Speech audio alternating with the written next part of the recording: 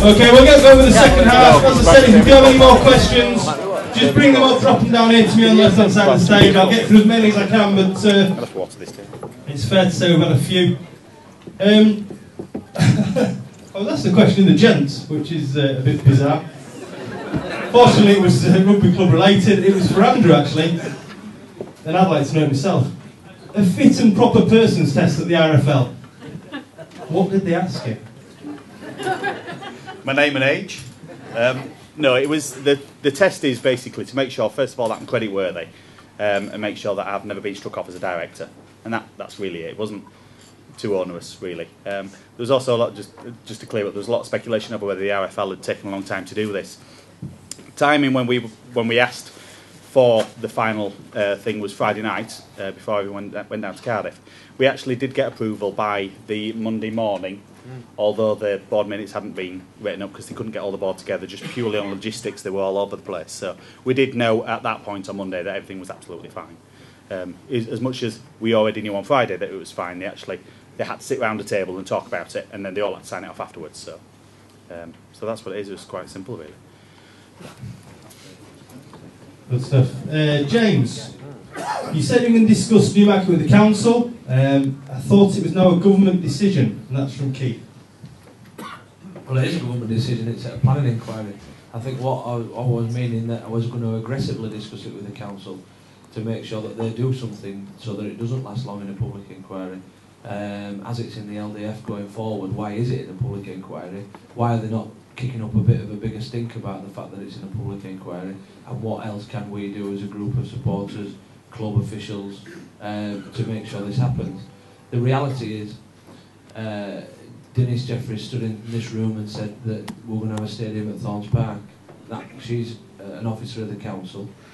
In my view, they have an obligation to work harder than they're working now, and while ever we're here, I'll be not keeping my gob shut till we get some proper answers. And as a fan of this club, as well as somebody who has a role within it, I think we should all be on the same wavelength and not accept that a public inquiry is an acceptable place to be in, and making sure that they do deliver something.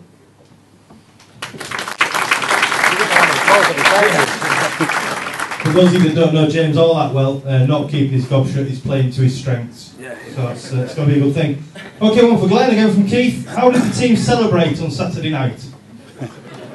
Don't tell them all the truth. I had a couple of baguettes and espressos. We got together at the cafe just over the road. That's the sponsor of Catalan, who we watched the game the night before. Had a couple of quiet beers and got back to the motel. We had a trip early to come back, and we've got to get prepared for this week. So nobody's getting too excited. Obviously, we enjoyed the win, but we still got a role to play, and we want a few more wins, so we couldn't go overboard. So we behaved. Nice answer, that hazard against absolute rubbish. One for John again. How was the team affected by Fergie and Obviously going?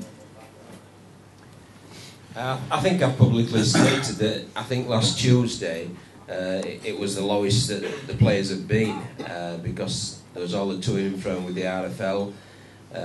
Sam had been sold, Fergie had been sold, Murph had been approached to go. Darryl Millard had been approached, and so the players just looked at each other, and it seemed as if everybody was leaving them and deserting them, and the morale was really bad. And we decided we did the weight session, the pool session, we canned the field session, went bowling at the back there, and then had a Nando's just to try and put a smile back on the faces. But then obviously in the meantime the takeover was completed. And when the takeover was complete, everybody visibly lifted. They knew no one else was going, that it would be incoming rather than outgoing. And straight away, Thursday's training session was a really quality training session. Travelled on Friday, we had a very light session on Saturday, and it wasn't so much what we did with the ball, it was the focus and the intent that they did. And you knew that morale had been lifted massively, simply because there was some off-field stability. And that off-field stability led to a great on-field performance. And that's where the players are coming from at the minute. And they're a happy bunch at the minute, they're smiling at the minute. Obviously it's a lot better because they've played well. But it was that sense of knowing exactly where we were all at that allowed us to concentrate on what we want to do, and that's obviously playing rugby league. So it really did. The takeover and the stability really lifted everybody, and that's where we're at the minute, and hopefully we can progress from that.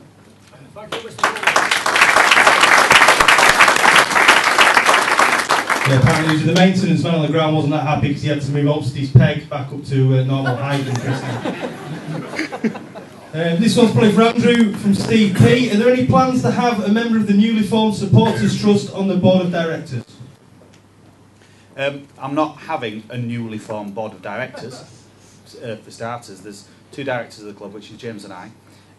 We're going to be working with a management structure, which is pretty much us lot here. There will be, no, I wouldn't say an opening as such, but we want to involve, I mean, there's 3 supporters trusts, isn't there? We want to have discussions with all of them, and we want to get you guys' opinions on everything that's going. There's a, you know, you've also got to bear in mind we are all active users of certain forums, so we pretty much read what you guys are thinking anyway, and work forward from that, don't we? But we won't be writing on it anymore, though. I've been told, yeah. Okay, one for John here, which I've asked a couple of times. Is Ben Jeffries still with us? Yeah, he trained today, and it's the first time he's been on the field, and he's been able to do some lateral running as well as straight up and down running for about 2 weeks. He's had a knee problem, and that's been one of the reasons he's been out of the team. Obviously, he might well find it difficult to get into the team because the young man who's come in, Kear, has played exceptionally well in 2 games, but Kieran's carrying a hamstring injury at the minute, so we might have to change there, but you never know with Jeremy Smith available, Ben available, and Craig Harvey. You know, they'll have to wait and see who we choose, but it'll be the choice. It'll be the choice that we feel will be add to the most success against the opposition that we're playing, which is obviously Salford City Reds. Okay, I'll go to David with this one actually, because we were talking about it earlier on. With several of the management team using Twitter, are we likely to be seeing an increase in communication with the fans and a greater PR image? And that comes from Richard Lord. Well, I think the obvious answer is yes. Andrew does a very good job at marketing his own company, and I'm sure that's one element of the obligation that he's going to have as chairman of the club.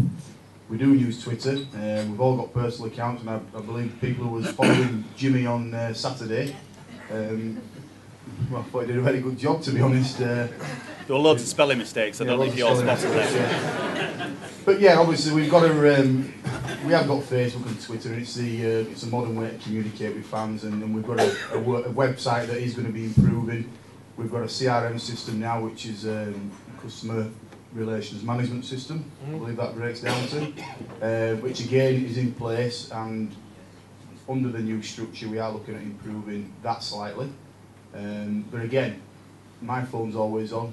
You know, Jimmy's is always on. I believe Andrew's will be on as well. If anybody got any questions or ideas, I'm always up for to know what it is. And again, you know, just come and speak to us rather than keep it in and sometimes go on the forum and you know, bag us. I'd rather somebody just ring us up and have their say, and we'll go from there. Cheers, Dav. Out of interest, how many people were following Elston FM from France on Saturday night? There's a few of us. Yeah, I was as well. It was good updates. Well done, James. How many people thought my fingers were faster than John? Your fingers were faster than who? Daryl Millard? Oh, sorry. Okay, Darren, wherever you are, don't put your hand up, please. This one's for Glenn. I'll word this as it is on the page, Glenn, so don't get angry with me. Being more mature than the other players. Remember, that's not me, yeah? How do you feel on a Monday morning? I played against Menzies, who's got 3 years on me, so I feel a lot better than he did. And we had a victory. But no, the coaching staff's been great. Obviously, I think this is my 7th, 8th year of first grade, so I've done a lot of pre-season, a lot of training, so there's a lot in the bank that. So they've let me off a couple of things and maybe go for a swim instead of a bike ride or something like that. So they've been good with me. So I feel fresh when I get to run wide against little fellas like I did on the weekend too. Makes it a lot easier too than going up the middle against big front rowers. So I'm feeling good. So hopefully there's more left in my legs.